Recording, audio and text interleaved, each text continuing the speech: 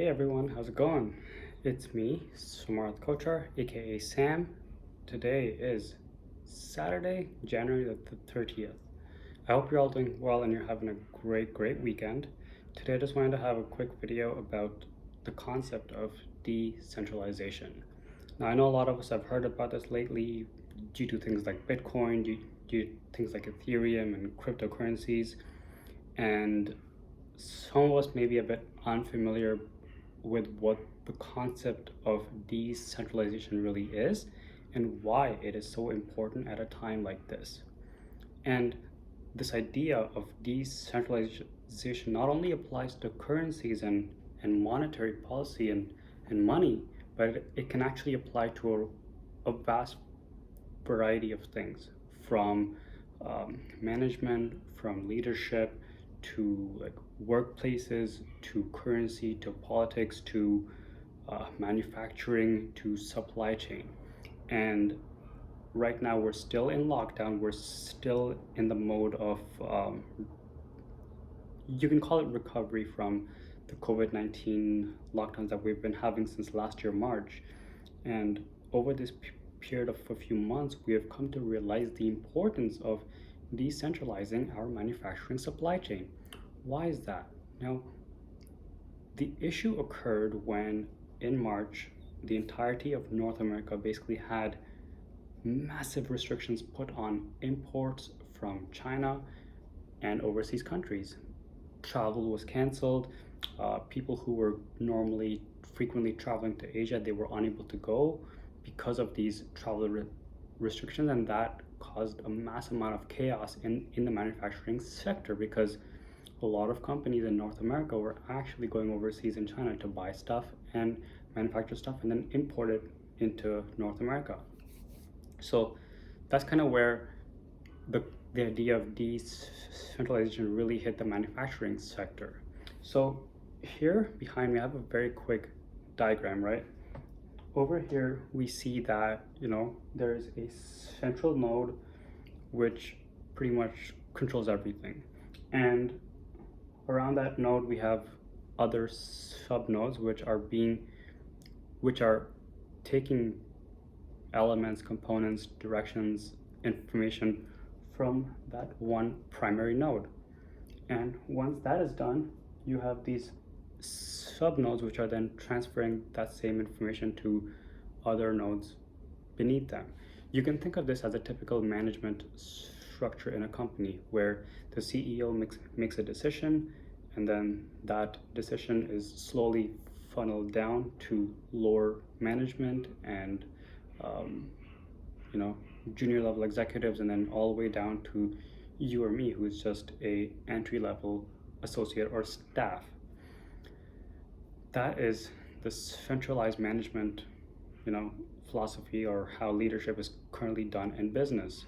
That is also how monetary policy and money is distributed, because in the center you have your central banks, the Fed, the Bank of Canada, which is the local equivalent to the Federal Reserve, and they're the ones distributing the money to the sub banks. So your Wells Fargo's, your TD banks, your Bank of America's, and here in Canada we have CIBC, we have Scotia, and we have all these other few banks as well. That's how it works for money. In terms of government, you would, sorry, I just had a low battery warning, but in terms of government, you would have your central primary government, which could be the US government, which is based in DC. You have your Canadian government or parliament, which is based in Ottawa, and they're the ones who are giving the instructions to the individual provinces to do X, do Y, and they go and they then dictate their municipal and sub regional governments to do X or Y. That's how it works. So now, keeping this idea in mind, we look at a decentralized web of nodes, basically, right? So I used a circle to depict a node, where a node is anything that takes in info and gives out info. Now, over here we have very clearly what you can see is that there's no central node, right? Every single node is linked to the node next to it, the node across it, and there's intercommunication between the nodes to the point where you may not have this hierarchy of transfer of information, but you might have a more efficient way of transferring information. So, for example, in the case that you wish to get information from point A to point B, you'd have to go from A to here, to across, and then to point B. Whereas over here, if you wish to get information from point A to point B, you could take numerous routes, which could be across, or it could be up, over, and across.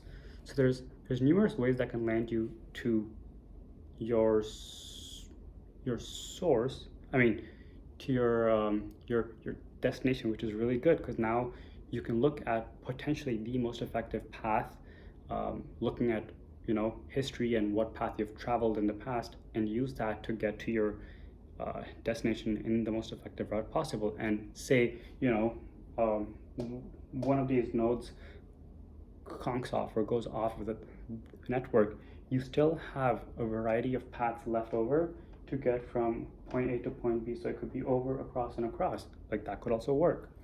Whereas in this one, if this node shuts off, these two subnodes lose contact with the rest of the tree. I like to use these images to really visualize what the concept of decentralization means. How does that equate to money, right? So let's say you are, sorry, I'm going to grab my pen over here.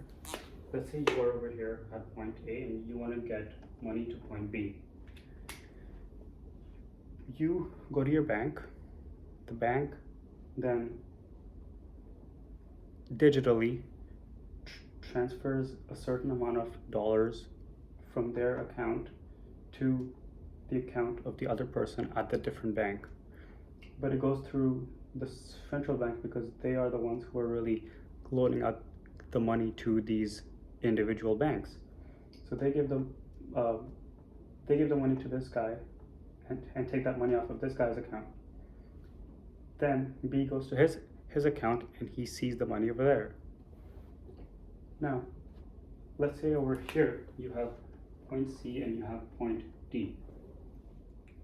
Just a continuation of A, B, C, D. You want to get the same amount of money from point C to point D. Okay? You have these individual subnodes, which are pretty much just, they're just intermediaries who are helping facilitate the transaction. They're just pretty much taking things from you, carrying it over, and handing it to the other person.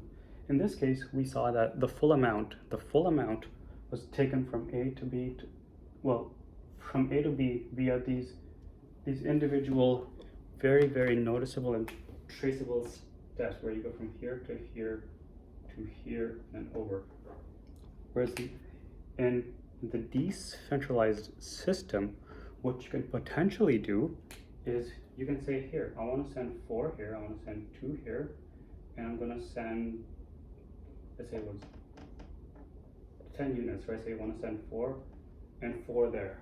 Now to get to point D, you can traverse 4 along here and then break it up into 2 and 2 and then merge that back, and eventually you would get your 4 back over here, and your 2 could go here, across, and across over here. So you get your 2 there, and your 4 could literally travel all around the web, and you'd end up with your 4 going back there. So in that case, you could, not that you would get individual deposits of 4, 2, and 4, you would instead see a net expected receiving amount of 10, but at the end, you would actually see a combined deposit of these individual sums.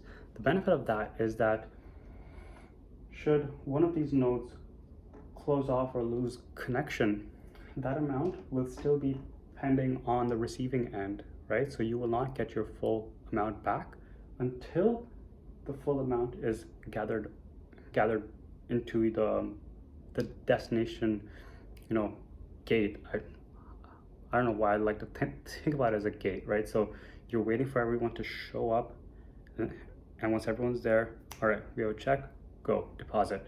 Whereas over here, if this guy shuts off, your money gets nowhere. If your bank is closed, if their service shut down, no one's getting the money. Whereas over here, let's say you have this exact same scenario.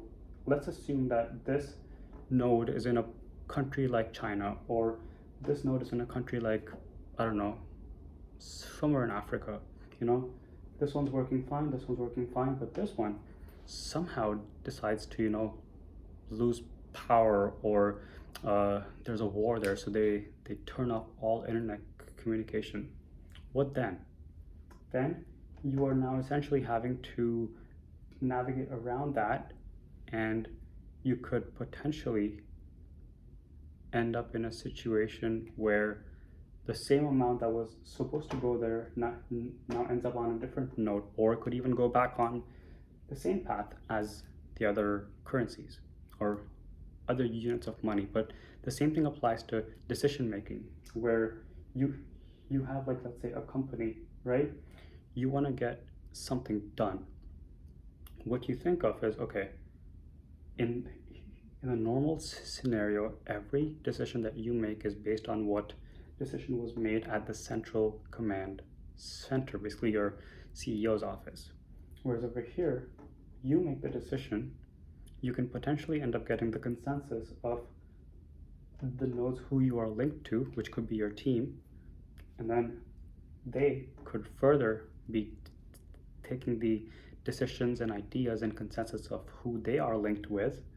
And what that leads to is a lot more individual responsibility being taken by the node, and the excess quote-unquote burden of decision making and having that ability of responsibility, really, of deciding for the betterment of the business. Why is decentralization better? It's better because, one, it's more resilient. So back to my example, very, very quickly, in manufacturing, what happened was, when China shut down, these businesses which were based in US and Canada, they actually had a hard time getting products out of the country. Whereas had they decentralized their supply chain, looking at countries like Malaysia and I don't know, Thailand and Vietnam, where you could manufacture these exact same goods, they had this node, being China, shut off, they could have still continued manufacturing in places like Vietnam and Thailand and Malaysia, where the costs were still lower and the manufacturing facilities were available there. So that's pretty much the concept of decentralization. It's not particularly focused towards currencies or manufacturing, but it could literally be applied to anything. It could be applied to government, where now, rather than having a central government, we actually have people, individuals who are taking charge, who are making decisions in their quote-unquote districts, in their municipalities, in their companies, in their offices, and that's pretty much where you end up in a situation where individuals are now taking responsibility. Responsibility is the key, because over here, no one is really responsible for anything, because this person in the middle is doing all the decision making. Whereas over here, you're responsible for what you end up putting out into the market, and of course, you can take the consensus of those around you. So even now, they're also being hyper aware about what they're deciding, because they realize that that's going to have an effect on what you put out. So yeah, I hope you enjoyed this video. I tried to keep it short, but unfortunately I did go a bit over. Let me know what you think about the video, and if you like it, if it's clear enough, let me know in the comments below. Like the video if you actually understood the concept, and if you'd like me to go over anything that's maybe unclear or incorrect, I'm always open to feedback. Would love to hear from you. So thanks so much for tuning in to this video. Once again, I'm Samarth Kochar, and today is January the 30th, 2021, and we just looked at the concept of decentralization. Thank you very much. Have an awesome night and take care. Bye.